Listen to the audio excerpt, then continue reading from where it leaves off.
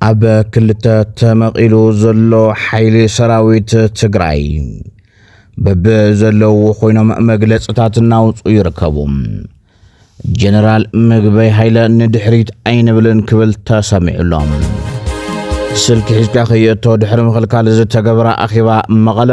ተዛዚሙ ሒዝናዮ ኣለና። መንጎ ኢትዮጵያን ኤርትራን ዝተለዓለ ዲፕሎማስያዊ መፍሕፋሕ ዳግማይ ተፈጢሩሎም ክትሰምዑ ወይኹም። ትግራዊት ኣትሌት ጉዳፍ ጸጋይ ኣብ ውድድራት ኣትሌቲክስ ከይትሳተፍ ተኣጊዳላ። ንምንታይ ተኣጊዳ ድማ ኣብ ናይ ሎሚ ዜና ወጃና ክትሰምዑ ወይኹም። ንሎሚ ናይዚኦምን ካልኦትን ዜናታት ሒዝናልኩም ኣለና። ላይክ ብምግባር ጀምሩ። ሰናይ ምክትታል። ጀነራል ምግበይ ሃይለ ብዝቐረባ መልእኽቲ ተስሚዑ ከም ህዝቢ ንህላወናን ዓርሰ ውሳነናን መጻኢና ንቃለስ ኣለና በማል ቃልስና ድማ ፍትሓውን ቁኑዕን ስለ ዝኾነ ክንዕወት ኢና ክብል መደረ ኣስሚዑሎም። ጀነራል ምግበይ ሃይለ ፀረ ህዝቢ ትግራይ ዝኾነ ስርዓት ብልጽግና ኣብ ልዕሊ ሰራዊትና መጥቃዕቲ ድሮን ኣካይድዩ በዚ ዝምብርካኽ ሰራዊት ትግራይ ኮነ መምሕዳር ንህዝብና ይህሉን ንሕና ከም ህዝቢ ንህልውና ንመሰል ርእሰ ውሳነናን መጻኢ ዕድልና ንምጋድ ንገብሮ ቃልሲ ንሓይል እምበር ኣይንስኮነን ኢሉ ሕዚ ተጋራዊ ወሳነ ናይ ቃልሲ ምዕራፍ ኣለና። ንሃልዋትና ንድሕነትና ንገብሮ ቃልሲ ክንዕወት ጥራሕ ይዘለና ክንዕወት እንድሕር ኮይና ኩልና ተጋሩ ሓደ ዕላማ ይዘለና ነዚ ናይ ሓባር ዓላማ ንምዕዋት ከም ተጋሩ ክንረባርብ ይግባእ ኢሉ ኣብዚ ዓለም ኢዱ ሂወ ዝነብር ህዝቢ የለን። ስለዚ ንኽንነብር ክንቃለስ ኢና። ደም ናይ ዘምስዋኣትና ከንቱ ኣይተርፍን። ህዝባዊ ተልእኾኦም ኣብ ሽቶኡ ንምብፃሕ ድማ ክንሰርሕ ኢና። ነዘን ምትግባር ድማ ንድሕሪት ኣይንብልን ኢሉሎ ጀነራል ምግበይ ሃይለ። በተለይ ሕዚ ከዓ ኣብ ወሳኒ ምዕራፍ ኣለና ወይ ተሓጂ ዘላ ገመድ በጢስና ከም ህዝቢ ክንቅፅል ኢና ወይ በታ ገመድ ተሓኒቕና ኣብ ዕንኒ ክንነብር ኢና። እዚ ከዓ ይመርፅ እዚ ከምዚ እናሃሎም ኣባላት ሰራዊት ትግራይ ድማ ንዝበለፀ ዓወት ክንሕርን ክንስልጥን ክንብርኽ ኢና ዝብል መልእኽትታት ኣብ ምስማዕ ኣለዉ። ንሕወሓት ኮ ክንዲ ዝደለኻ ትቃወም ትኽእል ኢኻ ግን ንሕወሓት ተቃዋሚ ኢልካስ ንምንታይ ምስ ጀኖሳይደራት ምስ ደፈርቲ ምስኣቶም ጎኒ ትኸውን? እንታይ ኢና ግን ንኹን ዘለና ብትኽክል ናብ ልብና እስክንምፀእ ካልኣይ ዙር ተዓለምቲ ሓይልታት ሰላም ትግራይ ተመሪቖም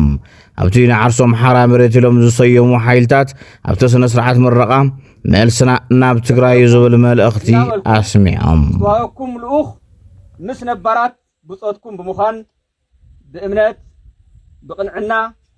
ብጽንዓት ብውፊነት ልኡኽኩም ክትፍጽሙ የተሓሳስብ ኣብ መወዳእታ ኣብ ውሽጥን ኣብ ደገን ዘሎ ኩሉ ልሂቅን ኢሊትን ትግራዋይ ቂምን ጽልእን ኣብ ውልቀ ሰባት ዘይኮነስ ንህዝቢ ትግራይ ብኔትወርክ ኣሲሩ ሰንሰን ዘብል ዘሎ ስርዓታዊ መዋቕር ምዃኑ ተገንዚብና ኣብ ብሔራዊ ጉዳይና ብሕብረት ክንሰምር መጻኢና ንምሓስ ንምቕጻልን ብዘይ ኣፈላላይ ይህን ምህን ክንበሃል ብዚ ኣጋጣሚ ደጊመ ክጽውዕ ይፈቱ። እዚ ስልጠና ብዕውት ኣገባብ ንክዛዘም ኩሉ ድጋፍ ንዝገበረ ህዝቢ ጸለምቲ ኣባላት ክፍሊ ተዓሊም ግንባር ስታፍ ብሓፈሻ ክፍለ ሰራዊት ኮማንድን የቐኒየለይ ክብል ይፈቐደለይ። ዘለዓለማዊ ዝኽሪ ንሰማዕታት የቐኒየለይ። ስልኪ ሒዝካ ኸየእቶ ድሕሪ ምኽልካል ንዝወፅእ ኣዋጅ መሰረት ዝገበረ መድረኽ ኣብ ከተማ መቐለ ተሳሊጡ ንኣመራርሓን ሰሙያን ትካላት ፍትሕን ካልኦት ዝምልከቶም ኣካላትን ህላውን ድሕነትን ህዝቢ ትግራይ ንምሓስ ንዝወፅእ ኣዋጅ መሰረት ዝገበረ መድረኽ ምርዳእን ምዕባይ ግንዛበን ከም ተሳለጠ ተሓቢሩ። ኣብቲ መድረኽ ተረኺቦም መኽፈት ዘረባ ዘስምዑ ምክትል ፕሬዚደንትን ሓላፊ ቢሮ ፍትሕን ብሄራዊ ክልላዊ መንግስቲ ትግራይ ኣይተ ኣማኑኤል ሰፋ ህላውን ድሕነትን ህዝቢ ትግራይ ንምሓስ ዝወፅእ ኣዋጅ ንዘጋጠመና ዘይነበሩ ኩነታት ዝምጥን ምላሽ ንምሃብ ዘኽእል ሕጊ ኢሎም እቲ ኣዋጅ ንውዲት ጥፍኣት ተዘርጋሐ መርበብ ጸላእቲ ዝምጥን ግብረ መልሲ ክንህብ ሕግን ስርዓትን ክኽበር ክንገብር ግቡእ ስለ ዝኾነ እቲ ኣዋጅ ምውፁእ ኣዝዩ ኣገዳሲ ክብሉ እዮም ተሰሚዖም።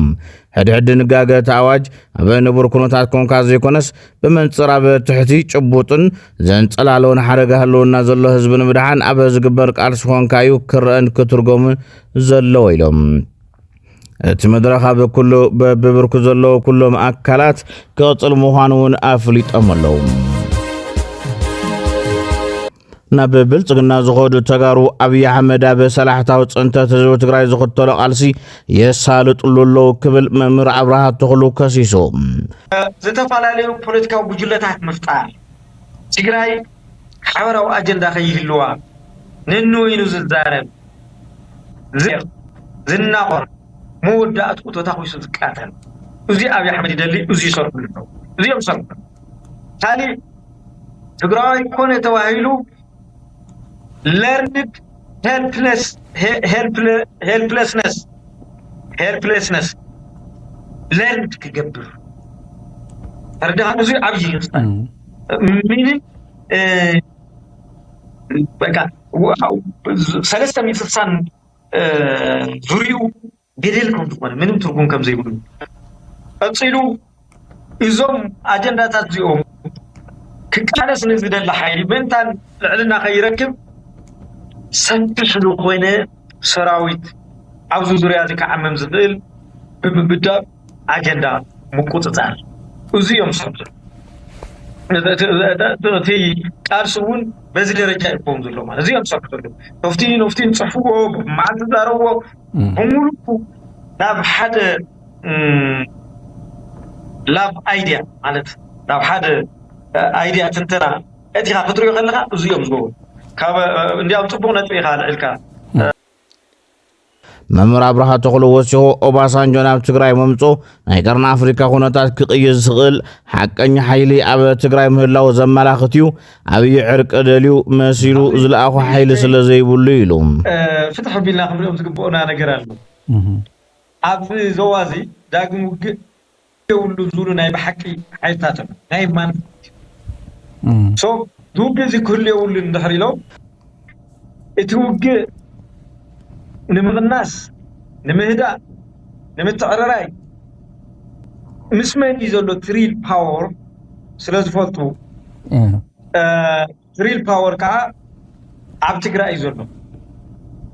منجست تقرأ يزمرحو حيل ريل باور حيز دلو سو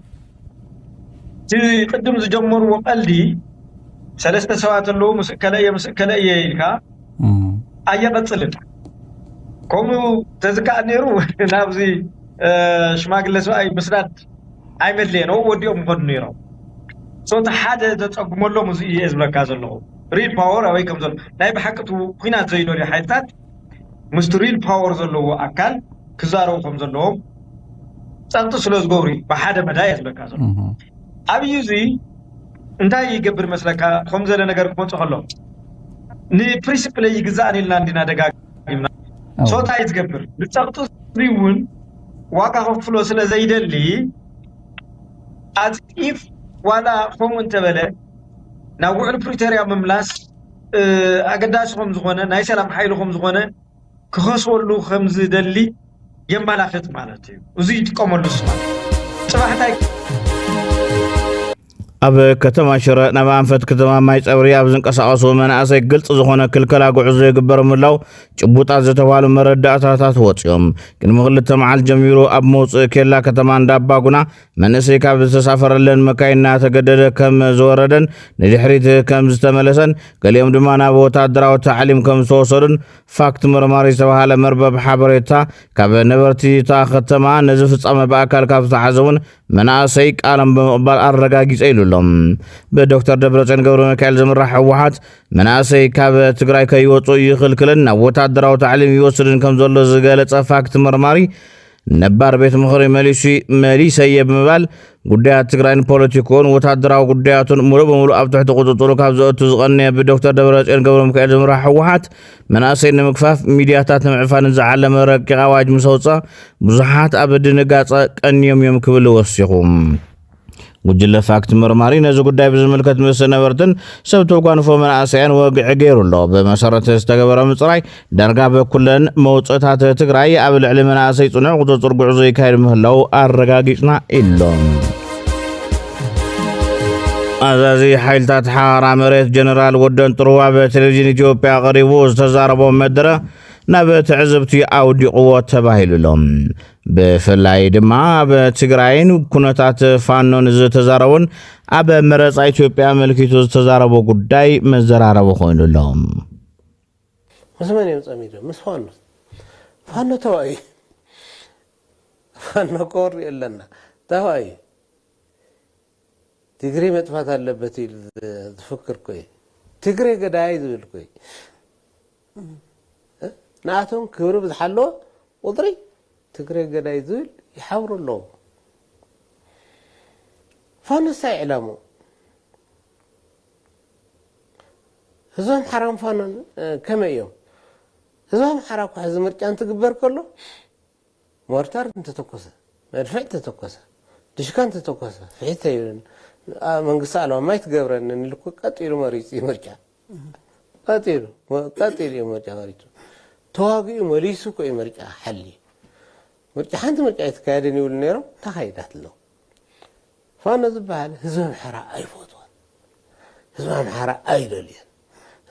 ህዝብ ምሕራ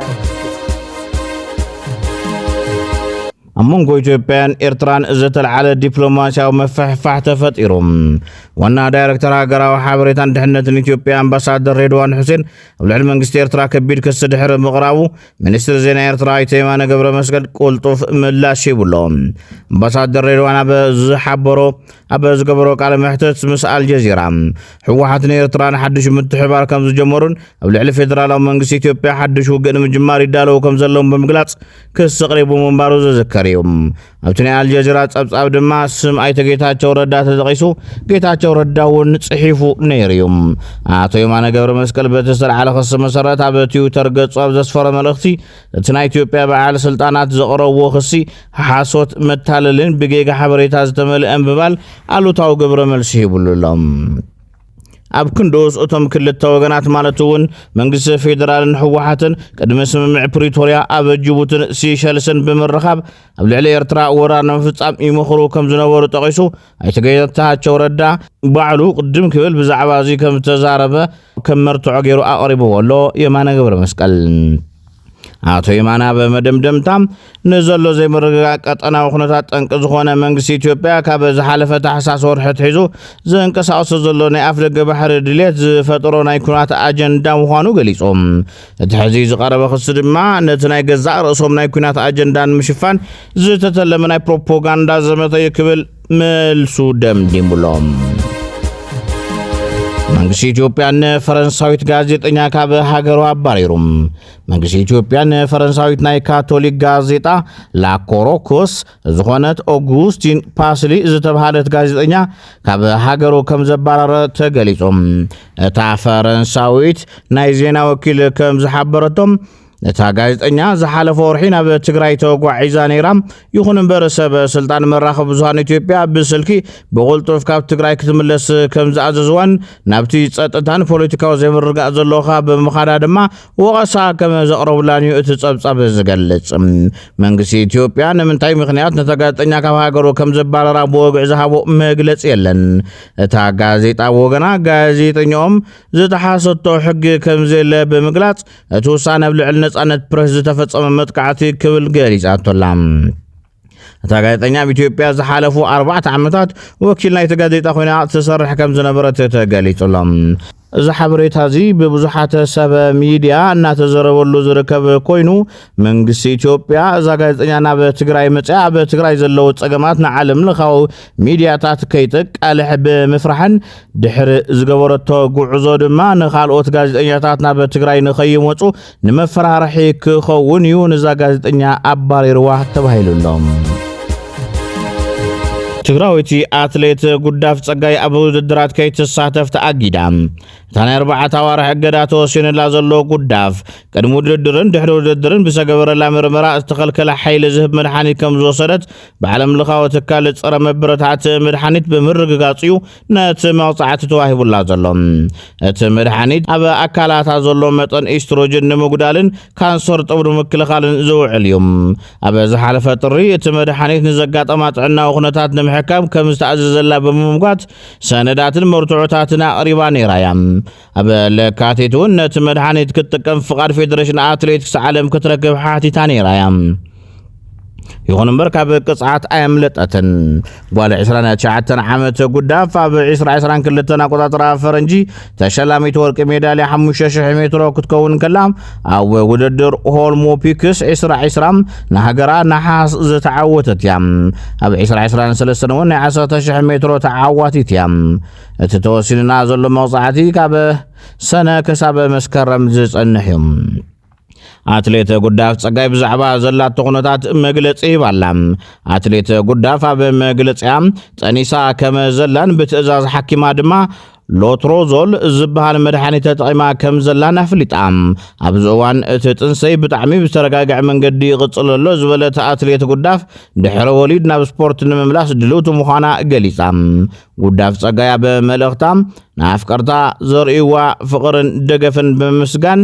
ተወሳኺ ካብ ማሕበር አትሌቲክስ ዓለም ዝረኸበቶ ምርድዳእን ደገፍን ብምውዳስ ንኹሉ ኣገዳሲ ሓበሬታ ንኣፍቀርታ ብቐጻሊ ከተካፍል ምዃና ገሊጻላ ናብ ተኻላይ ስፖርታዊ ዜናና እንትንሰንግር ድማ ኣብ 2026 ዝካየድ ዘሎ መድረኽ ፊፋ ዓለም ዋንጫ ብስጋት መጥቃዕቲ ሳይበር ከም ዝተዋሓጠ ተገሊጹ ሃንዳላ ዝበሃሉ ጉጅለ ሰርሰርቲ ሃከርስ ንድሮናት ኤፍቢአይ ከም ዝጨወዩ ብምግላጽ ነተን ኣብ ዓለም ዋንጫ ዝሳተፋ ዘለዋ ሃገራትን ደገፍተንን ብቐጥታ ከም ዘፈራርሑ ተሓቢሩ እዞም ምስ መንግስቲ ኢራን ዝለዓለ ርክበሎም ተባሂሎም ዝሕመዩ ሃንዳላ ዝተባሃሉ ጉጅለ በሰንክዚ ቤት ጽሕፈት ጉዳያት ወፃኢ ኣሜሪካ ንኣባላቶም ጉጅለ ንምፍላይ ሓበሬታን ዝህብ ሰብ ክሳብ $10 ሚልዮን ሽልማት ከም ዘዳለወ ኣፍሊጡሎም